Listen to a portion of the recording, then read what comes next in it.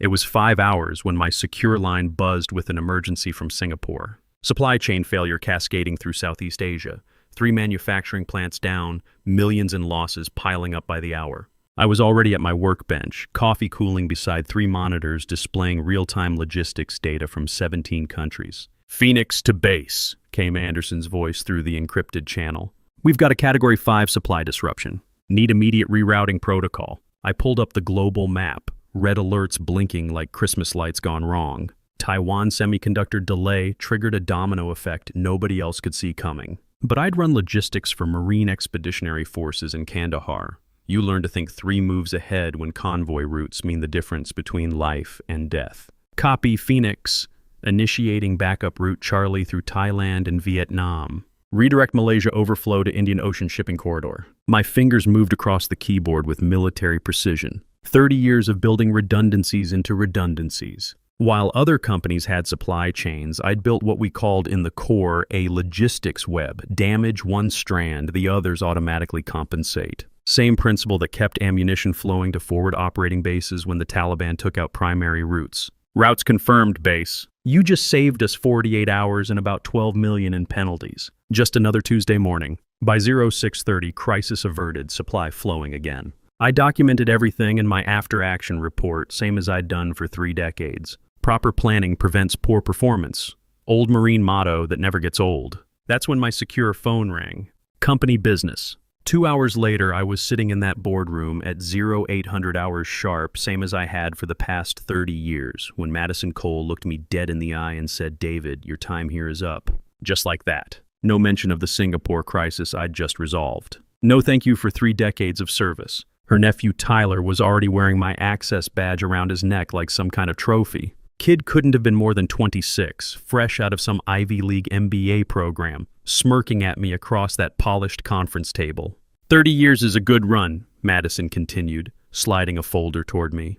Tyler will be taking over your responsibilities effective immediately. We need fresh perspectives, new approaches to modern logistics. I kept my face neutral. In the Marines, we learned early that showing emotion is showing weakness.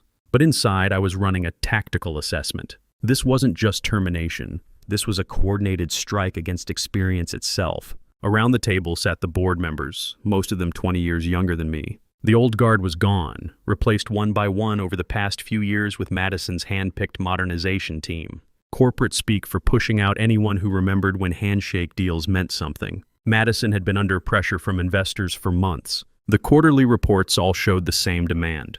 Reduce operational costs, streamline management, eliminate redundancies. In corporate terms, that translated to pushing out expensive senior staff and replacing them with cheaper alternatives. Experience had become a liability on the balance sheet. Tyler leaned back in his chair, already acting like he owned the place. "Don't worry, Mr. Strauss.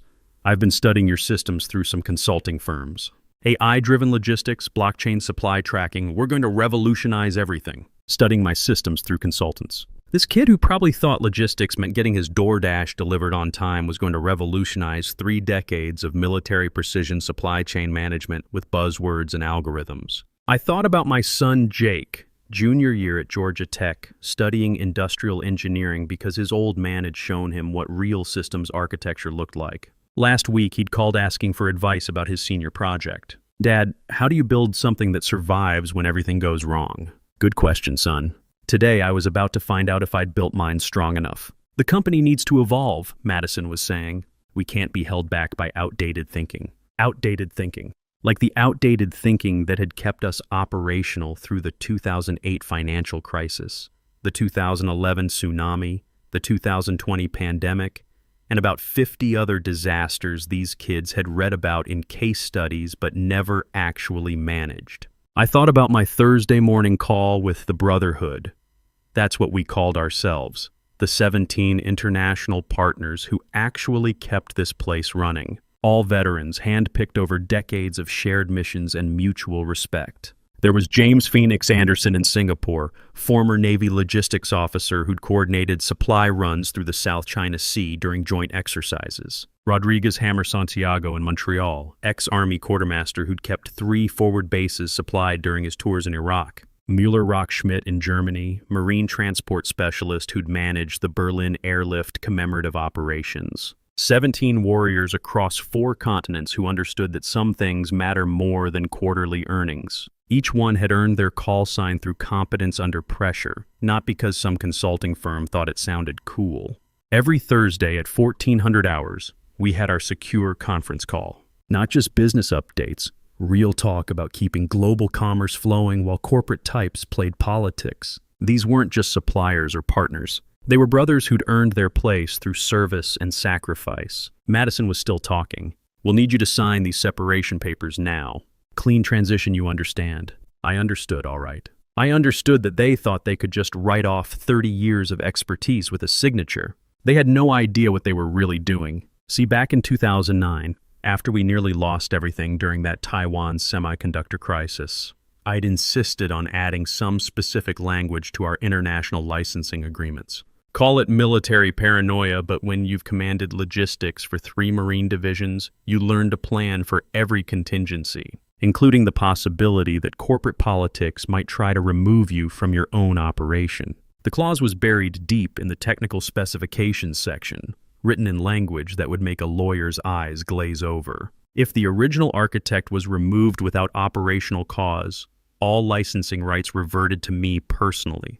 The board had signed off on it without a second thought, desperate to lock in my loyalty after I'd saved their bacon. Military contingency planning, always have an exit strategy. I'd never thought I'd need it. Guess that's why they call it insurance. I picked up the pen and signed the papers. Madison looked satisfied, probably thinking she'd just pulled off some corporate coup. Tyler was already on his phone, probably updating his LinkedIn with his new title. Neither of them realized they'd just activated Protocol 7. Walking out of that building with my box of belongings, I passed through the engineering department where my guys were still at their desks. Tom Bradley, former Air Force systems analyst, gave me a subtle nod. Mike Johnson, ex-Navy communications, tapped 2 fingers to his temple, old military salute. These weren't just employees getting older in a youth-obsessed culture. They were competent professionals being systematically pushed aside for cheaper, more dynamic replacements. I wasn't the first to get the axe, just the most recent. Tom had been restructured 6 months ago, replaced by a recent graduate who knew Python but had never managed a system failure at 0300 hours. Mike was on the list for next quarter's optimization. 3 other senior engineers had already walked rather than wait for the inevitable. "Heard about the meeting," Tom said quietly as I passed his cubicle. "This place won't last 6 months without the institutional knowledge walking out that door." He was right. In the past 2 years, Madison had modernized away 40% of our senior staff. Guys with 20, 25 years of experience, replaced by recent graduates who knew every new software platform but had never actually managed a crisis when lives and millions of dollars hung in the balance. In my jacket pocket, my phone was already buzzing with messages from the Brotherhood. The first message was from Anderson in Singapore. Heard the news through back channels. "Orders?" Then Rodriguez in Montreal. "Standing by for instructions, Chief." Mueller from Germany, "What's the play, base?" One by one, they all checked in. 17 veterans across 4 continents, ready to move on my word. But I didn't give any orders. Not yet. I drove home to my workshop, the converted garage where I kept my real office. Not the corporate showpiece downtown, but the place where I actually got work done. 3 monitors, secure communications gear, detailed specs for every component in Veritech's global network, and my old Marine footlocker containing 30 years of crisis management protocols. Most people keep souvenirs from their military service. I kept operational procedures. That evening, Jake called from college. "Hey, Dad, heard you might have some time on your hands soon." Word travels fast. Tom Bradley's son is in my program. He told me what happened. "This is complete bullshit, Dad. You built that company's entire infrastructure." Language, Marine. "Sorry, but seriously, what are you going to do?" Good question. What does a career military logistics officer do when civilian leadership decides experience is a liability?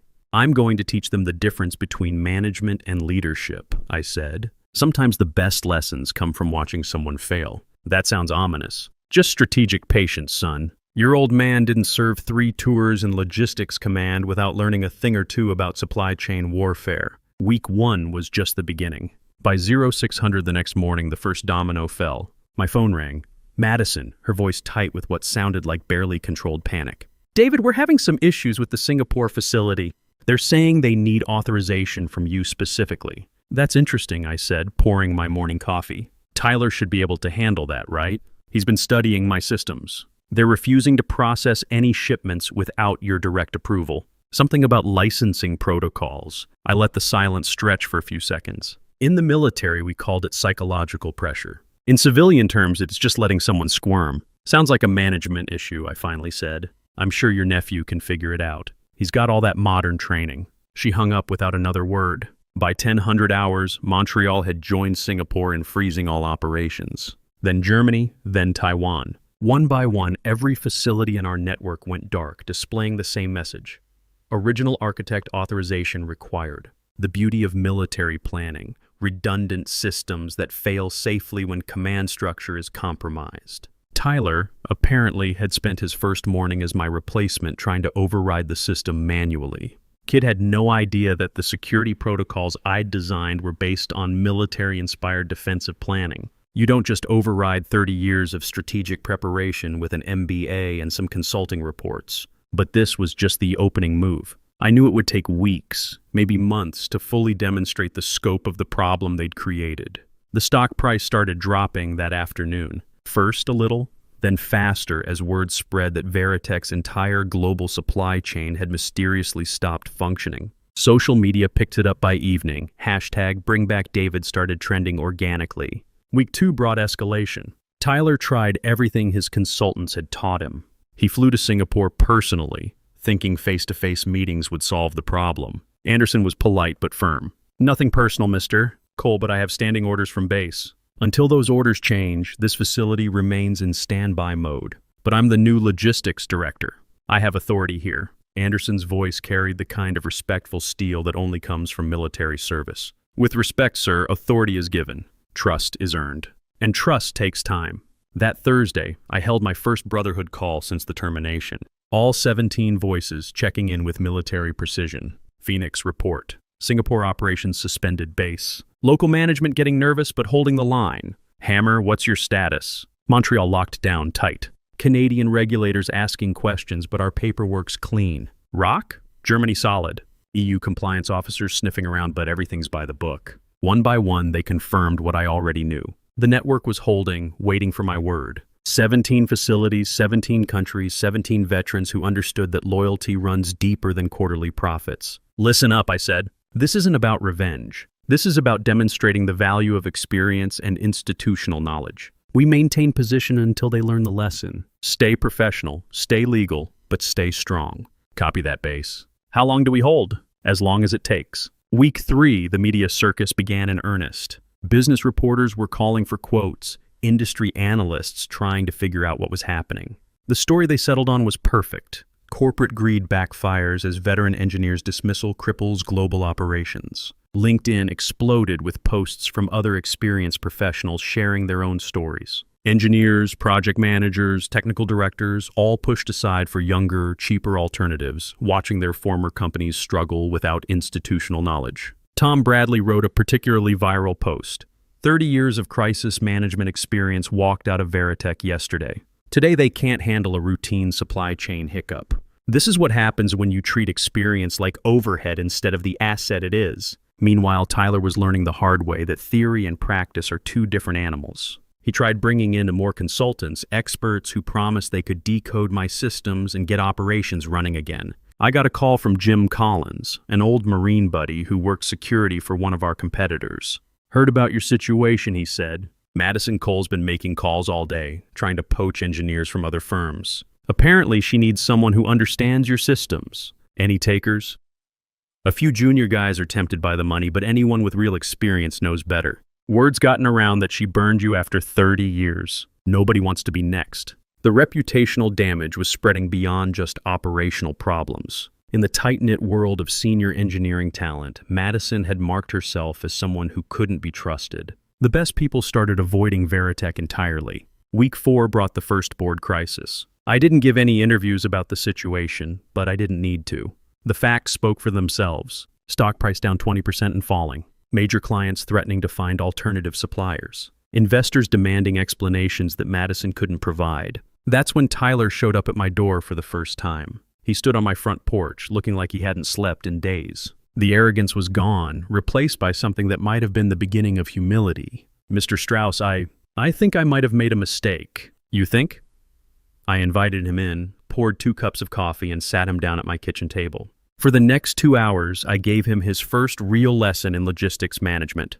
It's not just about the technical systems, I told him. It's about trust. Those 17 facilities don't just follow protocols, they follow people. People they respect. But how do you build that kind of loyalty? Same way you build anything that lasts. One interaction at a time. One crisis at a time. One promise kept at a time. Anderson in Singapore? I spent 2 weeks there in 2015 when his facility flooded, working 18-hour days to keep operations running. Rodriguez in Montreal? I flew up there every Christmas for 5 years running when his wife was fighting cancer, covered his shifts personally. Tyler was quiet for a long moment. The consultants told me that kind of thing was inefficient, that emotional relationships were bad for business decisions. Son, those consultants never had to manage a supply chain during a typhoon, or keep aircraft parts flowing to a combat zone, or build anything that had to work when failure meant people got hurt. Business isn't just numbers on a spreadsheet. It's people trusting other people to do what they say they'll do.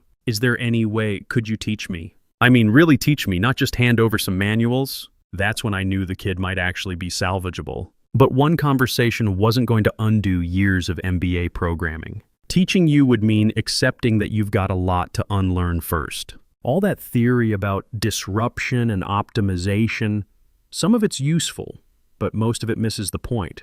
You ready for that? He nodded, but I could see he didn't really understand what he was agreeing to yet. Week 6 marked the turning point. Major clients started activating force majeure clauses, threatening to cancel contracts if shipments didn't resume soon. The board called an emergency meeting, and Madison's position suddenly looked a lot less secure. Tyler had been coming by my workshop twice a week for what he called mentoring sessions. I called them remedial education. The kid was smart enough, but he'd been taught to think about business like a video game where you could just reload if you made a mistake. Real systems don't have reset buttons, I explained during one session. When you're managing the flow of critical components to 17 countries, there's no undo command. That's why experience matters. We've seen what happens when things go wrong, and we've learned how to prevent it. I was teaching him to think in terms of redundancy and resilience instead of efficiency and optimization. Military concepts that civilian business schools don't cover because they're expensive and complicated.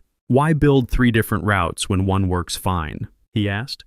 Because when that one route fails at 3 a.m. on a Sunday, and you've got a manufacturing plant in Taiwan that will shut down if they don't get components by Monday morning, you need options. The military taught me that the cheapest solution is rarely the best solution when lives are on the line. Week 8 brought the board ultimatum. Madison was given a choice: fix the supply chain crisis or face a vote of no confidence. Investors were losing patience, and the company's reputation was taking damage that would take years to repair. That's when she called me directly. David, we need to talk. I figured we might. The board wants to discuss your return to the company. Discuss what exactly? There was a long pause. Your terms. Week 10. The resolution. The boardroom looked different this time. Madison sat at the head of the table, but she didn't own the room anymore. The confidence was gone, replaced by the kind of desperate calculation that comes when your back is against the wall. David, she began, her voice lacking its usual authority, we may have been hasty in our decision. May have been? We'd like to discuss your return to the company. I let them sweat for a moment, then laid out my terms. Not just reinstatement, elevation. Chief Systems Architect with Tyler as my apprentice. Full authority over all technical operations. And a guarantee that no decisions affecting core infrastructure would be made without consulting the people who actually built it. Furthermore, I continued, I'll be establishing a veteran hiring initiative. This company needs to remember that experience isn't just years on the clock. It's wisdom earned through service. We also want Tom Bradley and Mike Johnson back, I added, and the other senior engineers who left. Full reinstatement with apologies. They agreed to everything. They didn't have a choice. But I had one more condition. Tyler stays on as my apprentice. If he's serious about learning this business, I'll teach him. But he does it my way, at my pace. And he earns his position through competence, not connections. Tyler looked surprised but nodded. I'd like that, sir. As I walked back into that building, my access badge beeping green at the security gate, I thought about my son's question, how do you build something that lasts? The answer isn't just in the engineering, though that matters. It's in the relationships, the trust, the understanding that some things can't be replaced by newer models or cheaper alternatives. Tyler met me at the elevator, coffee in hand, ready to learn. Over the next 6 months, I'd teach him what they don't cover in MBA programs: how to earn respect instead of demanding it, how to build systems that survive because people want them to succeed, not because they have to. The Brotherhood was back online within hours of my return. 17 facilities humming with military precision, but more than that, with pride.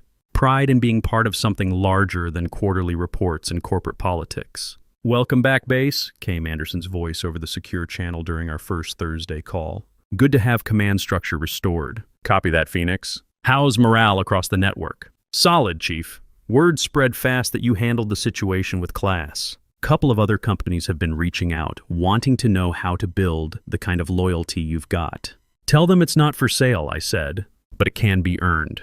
The real test came 3 months later when a massive earthquake hit Japan, disrupting supply lines across the Pacific. Tyler was in my office when the alerts started coming in. "Sir, we've got a Category 7 disruption. Multiple facilities affected, primary routes compromised." I watched him for a moment. "What's your assessment?" He pulled up the logistics map, scanning the data with eyes that had learned to see patterns instead of just numbers. "Primary routes through Tokyo are down, but we've got secondary channels through Osaka and tertiary backup through Seoul. If we activate the Indian Ocean shipping corridor and reroute manufacturing overflow to our Malaysian facilities, execute it." He coordinated the response with quiet confidence, no longer the arrogant kid who thought he could revolutionize everything overnight. When the crisis was over and supply was flowing again, he turned to me with something like pride in his eyes. 6 months ago, I would have panicked. 6 months ago, you didn't understand that panic is a luxury you can't afford when people are counting on you. Jake graduated summa cum laude that spring and took a position at my new consulting firm, Veteran Systems Solutions. Turns out there were a lot of companies that needed the kind of stability that only comes from experienced hands and hard-earned wisdom. "So what's the real lesson here, Dad?" Jake asked during one of our weekly father-son calls, now a tradition that matched the Brotherhood's Thursday conferences. "That building something that lasts isn't about the technology or the processes," I said.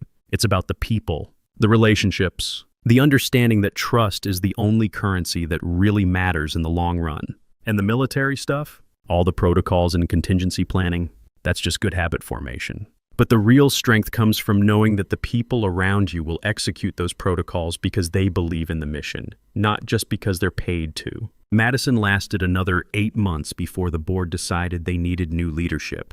Apparently, corporate sharks have short shelf lives when the water gets rough, and her reputation for burning experienced talent made it impossible to attract the kind of people the company needed. Tom Bradley took over as CTO with Mike Johnson as his deputy. The old guard was back, but smarter now. We'd learned that you can't just rely on competence. You have to actively protect it against those who mistake disruption for progress. These days, I start my mornings in the workshop, reviewing global operations with the same precision I brought to military logistics 30 years ago. The difference is, now I'm building something that will outlast me, teaching the next generation not just the technical skills, but the values that make those skills matter. Jake stops by every Tuesday for our own father-son version of the Brotherhood calls. We talk about systems, sure, but also about legacy, about building things that endure not because they have to, but because they're worth preserving. "You know what I learned from watching you handle all this?" Jake said during one of our recent calls. "What's that?" "That sometimes the most powerful thing you can do is nothing at all. Just step back and let people see what happens when they remove the foundation." Tyler's working out well. Took him the better part of a year to unlearn the arrogance and start earning his place through competence instead of connections. Last month, he handled a major crisis in South America without calling me once, made his own decisions, executed flawlessly, and afterward called to debrief and see what he could have done better. That's when I knew the company was in good hands for the next generation. The Brotherhood still meets every Thursday at 1400 hours. These days, Tyler joins the calls, listening and learning from veterans who understand that some things can't be taught in classrooms. Anderson's been mentoring him on Pacific Rim operations. Rodriguez is teaching him about North American logistics. Muller's showing him how European regulations really work. He's earning their respect the same way I did. One crisis at a time, one promise kept at a time. That's how you build something that lasts. Not with contracts or clauses or corporate policies. With relationships. With respect. with the understanding that experience isn't just years on the clock. It's wisdom earned through service, sacrifice, and the knowledge that some things are worth fighting for. And sometimes, the best fight is the one where you don't have to throw a single punch. You just remove your support and watch gravity do the rest. The morning Madison fired me, she thought she was clearing out dead weight. What she actually did was remove the foundation. It took her 10 weeks to figure out the difference. Like I always told my Marines, proper planning prevents poor performance. 30 years of proper planning bought me the luxury of watching my replacements discover what happens when you mistake years for experience and position for authority. They learned, eventually. And that, as we used to say in the Corps, is how you achieve mission success. Sometimes the greatest victory isn't destroying your enemies, it's turning them into allies who understand why they were wrong in the first place. Mission accomplished. They say just forget. Move on like it's easy. But forgetting you feels like remembering someone I've never seen. I've been trying to erase you from the places in my mind, but the harder that I fight it, the more you're hard to leave behind. Every memory keeps slipping through the cracks I try to close, like a face I should remember, but somehow never know. Forgetting you feels impossible, like chasing something I can't hold, like trying to remember someone that I've never even known. I keep reaching through the silence for a past I can't undo, 'cause letting go of what we had feels like losing something true. Every moment turns to fragments, every thought just fades to blue, like I'm searching for a feeling that still only leads to you. Forgetting you feels impossible, like chasing something I can't hold, like trying to remember someone that I've never even known. I keep reaching through the silence for a past I can't undo, 'cause letting go of what we had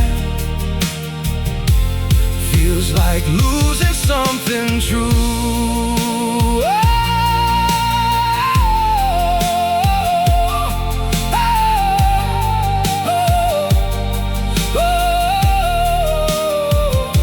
If I never met you, maybe I would know just how to heal, but now every empty moment still reminds me what is real.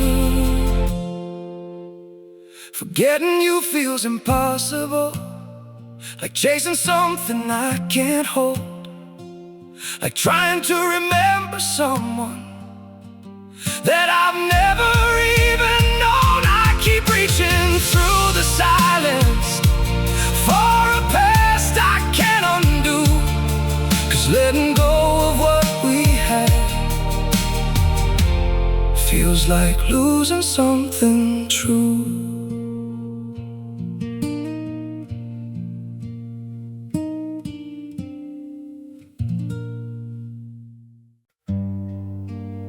Some days feel off, like I'm standing but still falling. A little pain, a little tired, and no one to tell it all to. There are days that feel unsteady, like I'm drifting out of place. Every step just feels so heavy, with a smile I have to fake. A little hurt I keep inside me, a little weight I always hide, and 1,000 quiet worries I've been holding deep inside. There's no one here to tell it to, no one who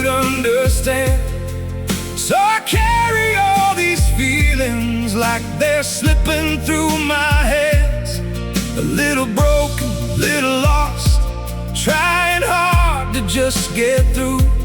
All these nights I stay awake with everything I never say to you. I keep walking through the silence like it's all I've ever known. Every crowded room reminds me how it feels to be alone. There's no one here to tell it to, no one who would understand. So I carry all these feelings like they're slipping through my hands. A little broken, little lost, trying hard to just get through. All these nights I stay awake with everything I never say to you.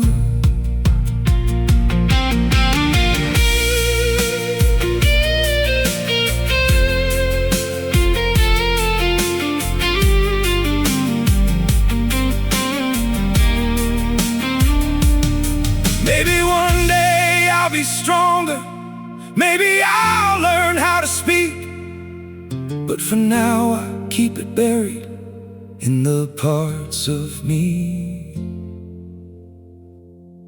too weak.